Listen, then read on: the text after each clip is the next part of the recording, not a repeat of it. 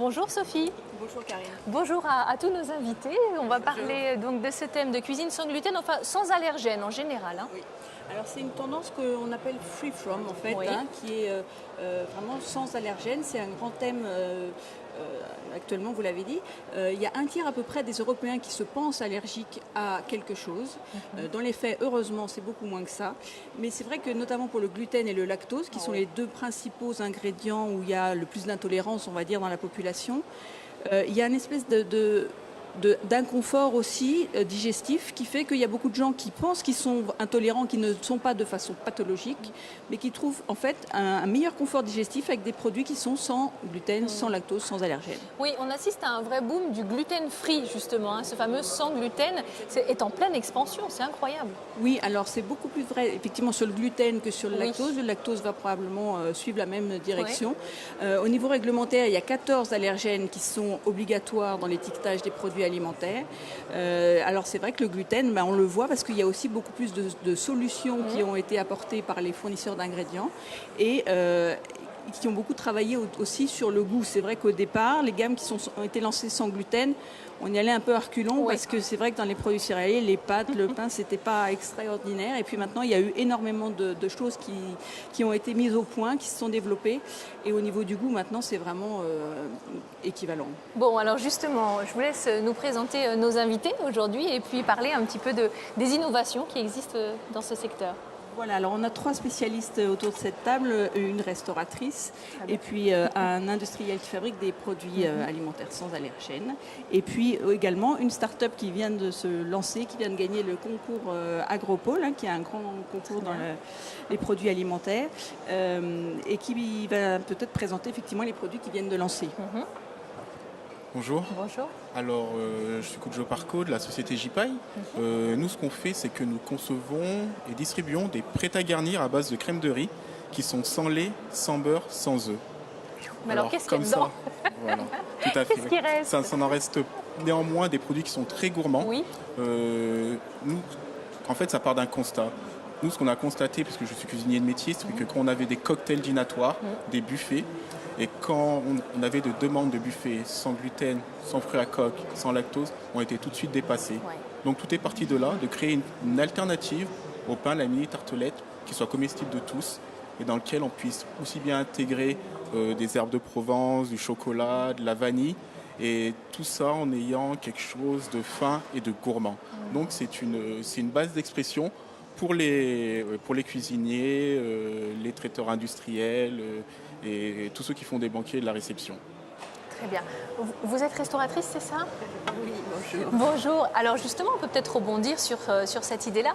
Vous avez développé aussi vos cartes en fonction de ces problèmes d'allergie? Oui, nous, à l'origine, donc le restaurant Mon Histoire dans l'assiette, l'idée de base était d'enlever 12 des 14 allergènes principaux, enfin, qui nécessitent l'étiquetage obligatoire, mais dans l'intégralité de la carte. Ce qui voulait dire que les personnes qui sont intolérantes ou allergiques peuvent manger l'intégralité de la carte, y compris le pain. Parce que le pain étant la grosse problématique des gens intolérants ou allergiques au gluten. Donc voilà. Donc on a tout retravaillé, toutes les recettes, en excluant tous ces ingrédients-là systématiquement et en démontrant que finalement, on peut complètement cuisiner normalement. D'ailleurs, aujourd'hui, on a quand même un certain nombre de personnes qui viennent, qui se rendent absolument pas compte. Est-ce que c'est facile de développer des produits et des cartes, des menus entiers sans allergènes? Oui et non. Oui. Oui, parce qu'on travaille justement que sur des produits qui sont bruts. Non, parce que sur certains champs, et notamment le volet des desserts, là où on se confronte quand même à quelque chose de beaucoup plus complexe, parce qu'effectivement, sans farine, sans œufs, il faut avoir un peu d'inventivité. Donc c'est vrai que c'est les desserts qui sont un petit peu plus difficiles aujourd'hui à trouver. Bon, on a beaucoup de fruits et puis bon, on se lie aux saisons quoi, Oui. pour travailler. Est-ce que vous-même, vous mangez sans gluten et sans lactose? Alors et sans... oui et non. Ouais. Oui, parce qu'au restaurant, bien sûr, je mange comme ça. Non, parce que moi, je ne suis pas intolérante ni allergique, moi personnellement. Par contre, dans mon environnement, oui, j'ai énormément de gens. Donc, c'est un sujet que je connaissais bien avant Donc effectivement, moi, je peux prendre une viennoiserie, mais à la fois, je me sens vraiment mieux. Oui, quand alors j'en voilà. mange pas. C'est le Voilà. problème, hein, Sophie, c'est-à-dire qu'il y a beaucoup de personnes qui s'auto-diagnostiquent intolérantes, qui finalement contribuent à ce boom, puisqu'elles adoptent ce menu sans gluten, donc ça développe un petit peu le marché. Et puis, le regard des gens vraiment intolérants, ça laisse un peu perplexe quand même. Enfin, Alors, les chiffres sont là pour le prouver, c'est-à-dire qu'il n'y a que 8 à 12% du marché qui est réalisé par les gens qui sont réellement intolérants. ah oui. Donc ça fait plus de 90% du marché qui est fait par les gens qui ne le sont pas. Donc effectivement, je crois que Christine avait tout à fait raison, c'est une histoire de... On se sent mieux. Et c'est vrai que sur la digestion, c'est le problème de santé qui concerne le plus de gens. Et surtout, c'est celui immédiat. C'est-à-dire qu'après un repas, on se sent bien ou on ne se sent pas bien. Et si on ne se sent pas bien, on réfléchit à qu'est-ce qu'on a mangé qui nous a mis effectivement pas cet inconfort. Et on essaiera de l'éliminer assez vite parce que le bénéfice sera ressenti immédiatement.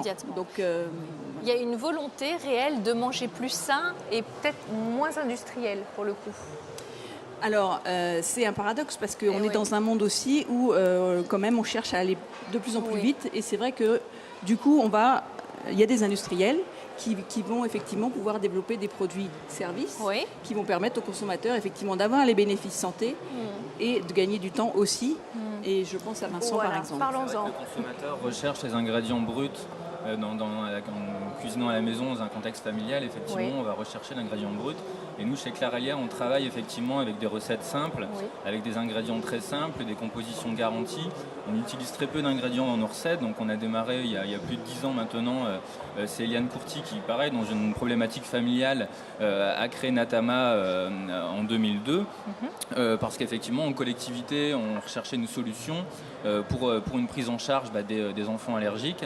De partir sur un plateau repas qui pourrait répondre à de multiples allergies alimentaires. Mais toujours en travaillant sur très peu d'ingrédients, sans additifs, sans colorants, et puis des ingrédients. Ce que je recherche les parents, c'est des ingrédients simples qu'ils connaissent, et sur une étiquette, c'est de ne pas être perdu par les différents ingrédients qu'on va retrouver. C'est des ingrédients qu'on a à la maison, qu'on connaît et qu'on peut utiliser tous les jours. On nous promet même une perte de poids, hein. Souvent, c'est un argument qui revient fréquemment. Alors là, je confirme. Oui. Bon, ça marche ou ça marche pas? Ça marche bien. C'est vrai? Ah ben voilà, je vais m'y mettre. Vous voyez pourquoi il y a un boom, hein? On va écrire un livre, Karine, je vous propose, avec des recettes et puis notre expérience. Très bien. Est-ce qu'il y a un problème de coût? Est-ce que ça coûte plus cher de créer des menus ou des produits La grosse difficulté, c'est le sourcing. Donc, c'est de trouver des fournisseurs. Donc on va voir le lien par rapport au prix, c'est de trouver des fournisseurs qui vont pouvoir nous garantir une filière, un monoproduit souvent, dans lequel on n'aura pas de risque de contamination croisée avec d'autres ingrédients. Et c'est là la difficulté en fait. Donc ça, effectivement, tous les fournisseurs ne peuvent pas nous le garantir. Tous ne veulent pas, tous n'ont pas un service qualité qui va pouvoir nous permettre effectivement de pouvoir faire ce suivi, de pouvoir auditer. Nous, ce qu'on fait, c'est qu'on va auditer ces fournisseurs pour être certain qu'effectivement, il n'y a pas de contamination avec d'autres ingrédients. Et ça, ça a un prix, effectivement. Il y a le prix de cette démarche, de ce choix. Nous, on demande que nos fournisseurs nous libèrent un lot de produits qui nous sera réservé. Et ça, effectivement, ça coûte plus cher.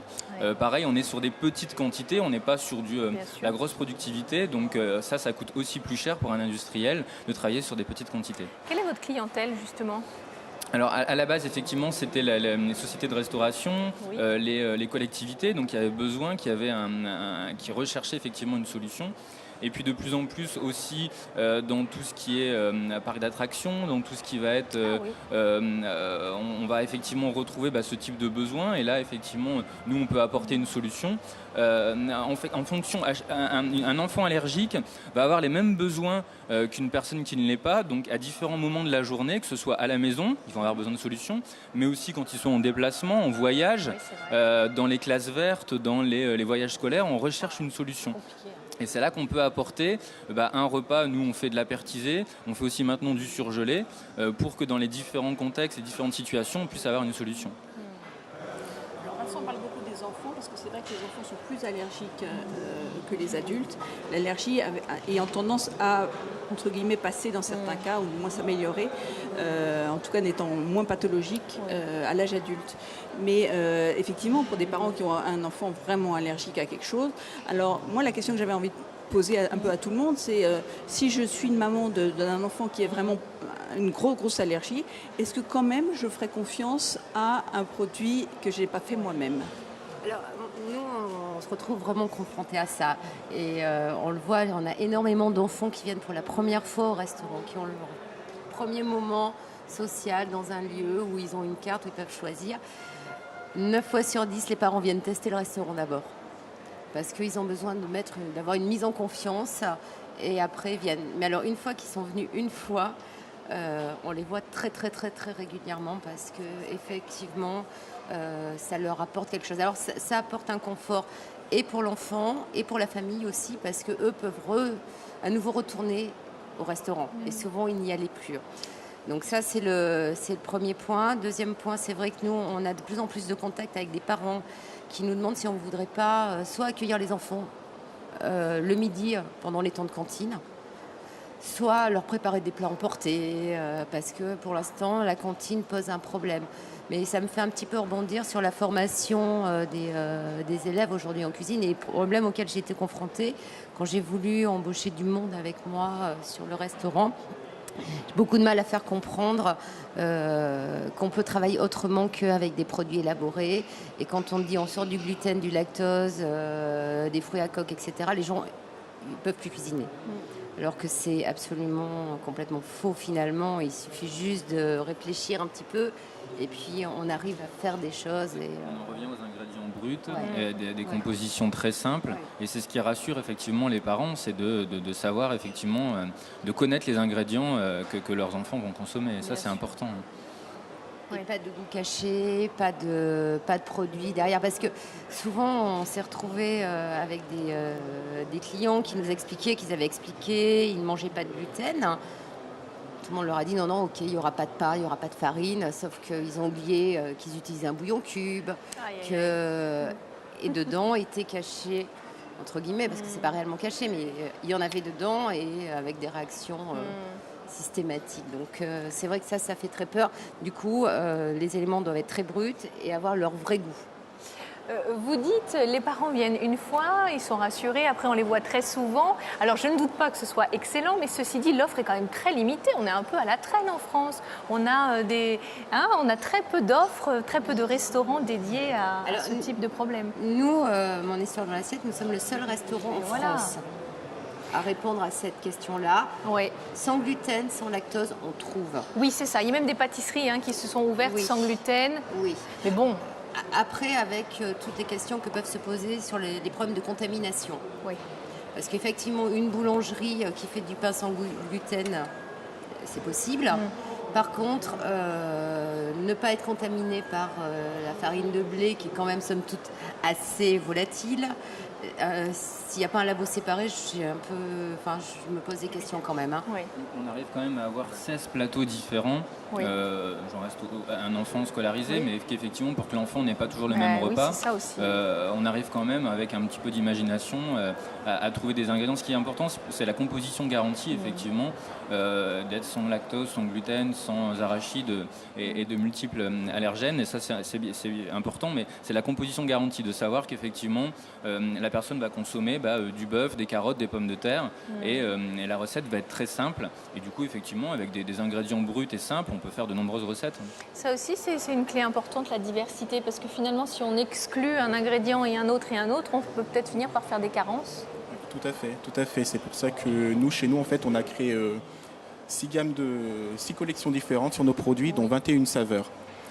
Et on a créé en fait des bases à garnir, tout simplement parce qu'on s'est aperçu que les personnes intolérantes cuisinent beaucoup chez eux. Et du coup, nous, on leur propose des bases totalement différentes avec une variété de saveurs qui s'étend sur plus de 21 saveurs. Et eux, ils prennent nos bases et quand ils rentrent chez eux, ils s'éclatent en fait à garnir nos produits avec leur savoir-faire.